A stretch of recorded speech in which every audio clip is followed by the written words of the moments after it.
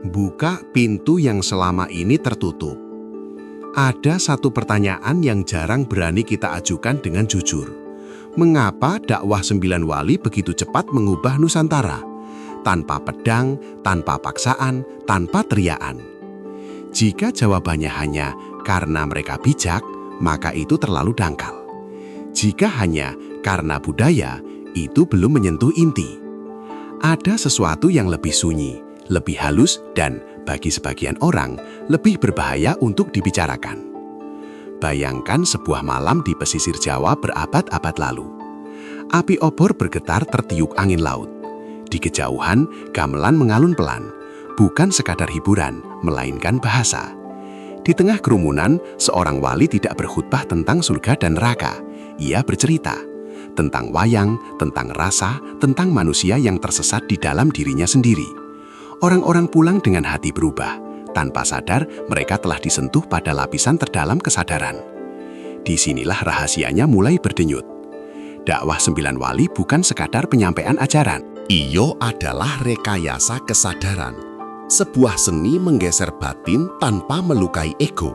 Sebuah metode yang bekerja bukan pada telinga, melainkan pada rasa.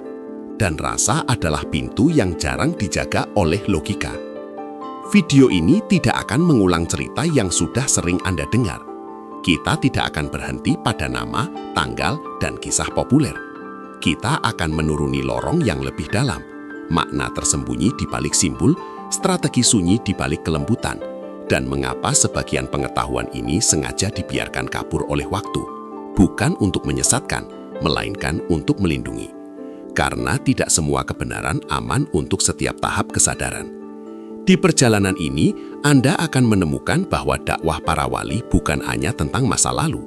Ia adalah peta praktis untuk hari ini, tentang bagaimana berbicara tanpa memaksa, memimpin tanpa mendominasi, dan mengubah dunia dengan terlebih dahulu mengubah diri.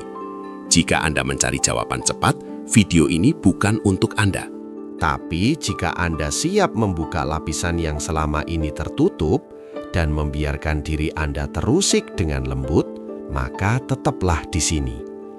Karena apa yang akan kita bahas mungkin akan membuat Anda melihat dakwah, tradisi, dan diri Anda sendiri dengan cara yang sama sekali baru.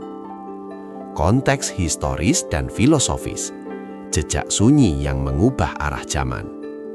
Sebelum kita melangkah lebih jauh, izinkan saya berhenti sejenak dan mengajak Anda terlibat. Tulis di kolom komentar, Anda menonton video ini dari kota mana? Setiap kota menyimpan lapisan sejarah dan getaran batinnya sendiri. Dan siapa tahu, jejak para wali pernah melintas sangat dekat dengan tempat Anda berbijak hari ini. Sekarang, mari kita mundur ke sebuah masa ketika Nusantara berada di persimpangan besar peradaban. Jauh sebelum istilah Indonesia lahir, kepulauan ini adalah simpul kosmik perdagangan dan gagasan. Kapal-kapal dari Arab, Persia, India, dan Tiongkok berlabuh. Bukan hanya membawa rempah, tetapi juga pandangan hidup, kosmologi, dan ilmu batin.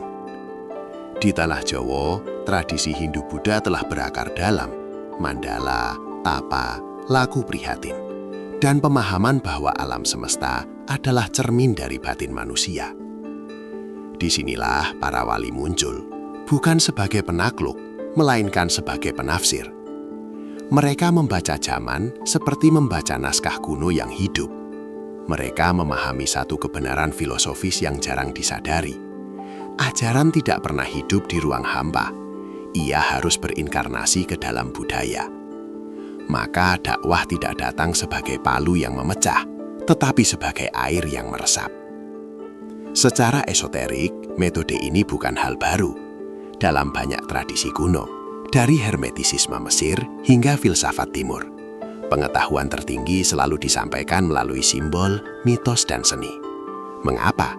Karena simbol melewati penjaga rasional di pikiran manusia. Ia berbicara langsung pada alam bawah sadar, tempat keputusan sejati dibuat. Wayang, tembang, suluk, bahkan tata kota dan masjid para wali bekerja sebagai bahasa kesadaran. Namun, disinilah paradoksnya. Karena pendekatan ini begitu halus, ia sering disalahpahami. Sejarah kemudian mereduksinya menjadi cerita moral yang aman, mudah diajarkan, namun kehilangan daya transformasinya. Banyak lapisan makna disederhanakan, bahkan disembunyikan, bukan karena jahat, melainkan karena takut disalahgunakan. Pengetahuan yang kuat jika jatuh ke tangan ego yang belum matang, bisa berubah menjadi alat dominasi. Filosofinya sederhana namun dalam. Iman yang dipaksakan melahirkan perlawanan. Iman yang dirasakan melahirkan kesetiaan. Para wali tidak mengejar kepatuhan. Mereka menumbuhkan kesadaran. Mereka tidak memutus masa lalu masyarakat, tetapi menenunnya dengan makna baru. Inilah sebabnya dakwah mereka terasa alami, seolah Islam memang tumbuh dari tanah Nusantara sendiri. Sepanjang waktu, sebagian orang melihat ini sebagai kompromi. Namun dari sudut pandang kebijaksanaan kuno, ini adalah strategi tertinggi, menyelaraskan kebenaran universal dengan jiwa lokal. Dan seperti semua ajaran esoterik, inti terdalamnya tidak diumumkan. Ia hanya terbuka bagi mereka yang mau merasakan, merenung, dan berjalan perlahan. Di bagian berikutnya, kita akan mulai mengurai lapisan pertama dari metode sunyi ini. Kita akan melihat bagaimana simbol, cerita, dan laku sederhana menjadi alat perubahan batin. Dan mengapa hingga hari ini kita masih bisa merasakannya tanpa sadar. Tetaplah bersama saya, perjalanan baru saja dimulai. Seni dakwah sunyi dan sugesti ketenangan. Sebelum kita melangkah lebih dalam, saya ingin Anda melakukan satu hal sederhana. Tidak perlu ditulis, tidak perlu diumumkan. Cukup rasakan. Tarik napas perlahan. Tahan sejenak. Lalu hembuskan pelan. Biarkan bahu Anda turun. Biarkan pikiran yang tadi berisik sedikit menjauh. Anggap bagian ini bukan sekedar tontonan, tetapi ruang hening yang kita masuki bersama. Karena dakwah 9 wali bekerja persis di ruang seperti ini. Mereka memahami satu hukum batin yang jarang disadari manusia modern. Orang tidak berubah saat pikirannya ditekan, tetapi saat batinnya merasa aman. Maka yang pertama mereka lakukan bukan mengajar, melainkan menenangkan. Bukan mengoreksi, melainkan menyelaraskan. Seperti tabib yang tidak langsung memberi obat sebelum denyut pasiennya stabil. Inilah lapisan pertama dari kebenaran tersembunyi itu. Dakwah sebagai seni menurunkan gelombang batin. Dalam istilah kebijaksanaan kuno, manusia memiliki frekuensi kesadaran. Saat seseorang hidup dalam ketakutan, ancaman, atau rasa bersalah, frekuensinya tinggi dan kacau. Pesan apapun yang masuk akan dipelintir oleh ego. Para wali sangat memahami ini, maka mereka tidak datang membawa teriakan kebenaran, tetapi membawa suasana, musik, cerita, humor, keindahan, rasa akrab. Semua itu bukan aksesori, itu adalah pintu masuk. Perhatikan wayang. Di permukaan, ia hiburan. Di lapisan lebih dalam, ia adalah peta jiwa. Tokoh-tokohnya bukan sekadar karakter, melainkan aspek batin manusia. Nafsu, akal, nurani, kesombongan, kerendahan. Saat seseorang menonton wayang, ia tidak merasa digurui. Namun tanpa sadar, ia sedang bercermin. Dan saat cermin muncul tanpa ancaman, ego tidak melawan. Disinilah sugesti bekerja. Sugesti bukan manipulasi, seperti yang sering disalahpahami. Sugesti adalah penanaman makna saat pikiran sadar sedang rileks. Seperti benih yang jatuh di tanah gembur, bukan di tanah keras. Para wali menanam benih tauhid, adab, dan kesadaran ilahi saat masyarakat sedang terbuka, bukan saat mereka defensif. Inilah sebabnya dakwah mereka terasa lembut, tetapi dampaknya dalam. Tidak instan, namun menetap. Sekarang perhatikan ini. Banyak orang hari ini ingin berdakwah dengan cepat, ingin hasil segera, ingin perubahan tampak. Namun lupa satu hal mendasar. Jiwa manusia bukan mesin, ia taman. dan taman tidak bisa dipaksa berbunga dengan teriakan. Para wali menggunakan bahasa rasa karena mereka tahu rasa adalah gerbang menuju makna. Ketika rasa disentuh, pikiran akan mengikuti. Ketika hati tenang, kebenaran bisa masuk tanpa perlawanan. Itulah mengapa masjid-masjid awal di Jawa tidak terasa asing. Ia tidak merobohkan struktur batin lama, tetapi mengisinya dengan orientasi baru. Sekarang, saya ingin Anda kembali ke diri sendiri. Bayangkan, berapa banyak konflik dalam hidup Anda muncul bukan karena niat buruk, tetapi karena kata-kata diucapkan saat batin belum tenang. Berapa banyak nasihat ditolak bukan karena salah, tetapi karena waktunya tidak selaras. Disinilah ajaran para wali menjadi sangat praktis hari ini. Mereka mengajarkan tanpa menuliskannya bahwa ketenangan adalah medium kebenaran. Tanpa ketenangan, bahkan kebenaran bisa terdengar seperti serangan. Dengan ketenangan, bahkan pesan sederhana bisa mengubah hidup. Dan mungkin tanpa Anda sadari, saat Anda mendengarkan bagian ini, saat napas Anda melambat, saat pikiran Anda tidak terburu-buru, Anda sedang mengalami sedikit dari metode dakwah sunyi itu sendiri. Di bagian berikutnya, kita akan masuk lebih dalam. Kita akan membedah paradoks dan kesalahpahaman besar tentang dakwah 9 wali, dan mengapa banyak orang gagal menangkap inti ajarannya karena terlalu fokus pada bentuk, bukan getaran batin di baliknya. Tetaplah di sini, jangan terburu keluar dari ruang tenang ini.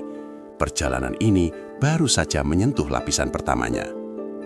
Paradoks, lapisan tersembunyi, dan fokus yang menghunjam.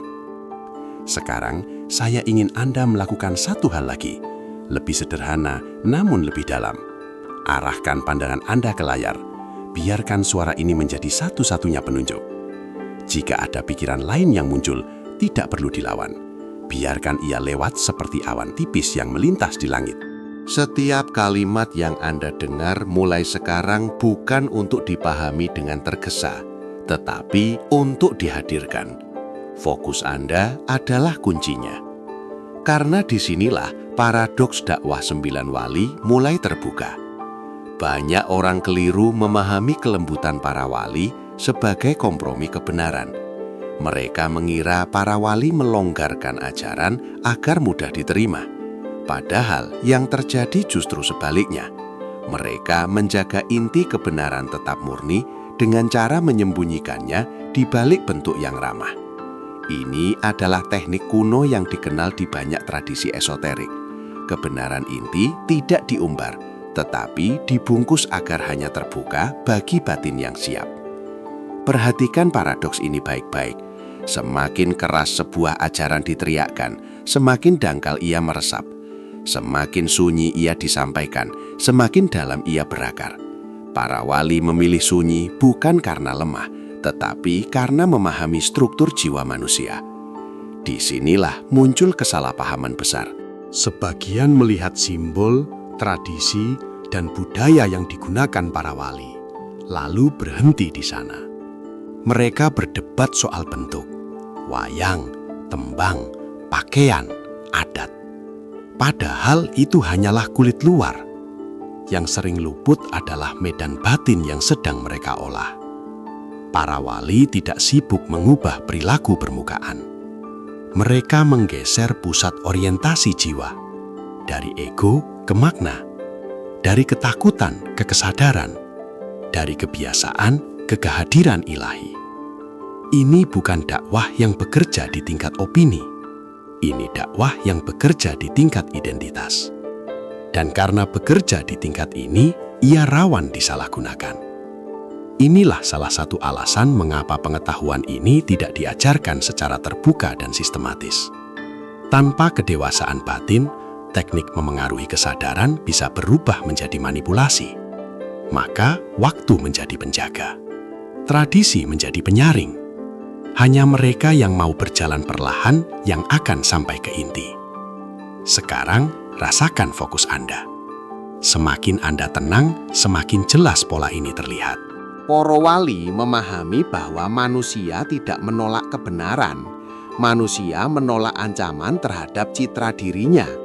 Maka ego harus ditidurkan terlebih dahulu, bukan dihancurkan, tetapi dilunakkan. Humor, seni, keindahan, dan kebersamaan sosial adalah obat penenang jiwa. Saat ego rileks, pesan terdalam bisa diselipkan tanpa perlawanan. Inilah sisi yang jarang dibahas. Dakwah 9 wali adalah arsitektur kesadaran. Mereka membangun lingkungan, suasana, dan ritme hidup yang perlahan mengarahkan manusia pada tauhid tanpa perlu memerintah. Sekarang, izinkan saya menyampaikan sesuatu yang mungkin terasa mengganggu. Banyak konflik spiritual hari ini bukan karena ajaran yang salah, tetapi karena metode yang kasar. Kita sibuk membuktikan, lupa menenangkan. Sibuk membantah, luntah luhatihkan. Padahal, sebagaimana ditunjukkan para wali, kebenaran tidak butuh pembelaan. Ia butuh ruang yang hening untuk dirasakan. Jika Anda masih mendengarkan sampai titik ini, itu pertanda fokus Anda telah masuk ke lapisan yang lebih dalam. Anda tidak lagi sekadar menyimak cerita sejarah. Anda sedang mengalami pola yang sama.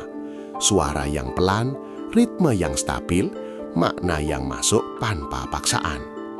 Dan inilah hipnosis sejatinya, bukan kehilangan kesadaran, tetapi kehadiran penuh. Saat Anda hadir sepenuhnya, pesan tidak perlu didorong. Ia akan menemukan jalannya sendiri. Di bagian berikutnya, kita akan membawa semua pemahaman ini turun ke tanah kehidupan sehari-hari. Bukan sebagai teori, tetapi sebagai laku. Latihan-latihan sederhana yang jika dilakukan dengan benar akan mengubah cara Anda berbicara, memengaruhi, dan menjalani hidup tanpa harus meninggikan suara. Tetaplah fokus, tetaplah tenang, karena apa yang akan datang bukan untuk dihafal, melainkan untuk dipraktekkan. Penerapan praktis, laku sunyi dalam kehidupan sehari-hari. Sekarang kita turunkan semua pemahaman ini ke tanah tempat kaki kita berpijak. Bukan sebagai konsep tinggi, bukan sebagai wacana spiritual, tetapi sebagai laku.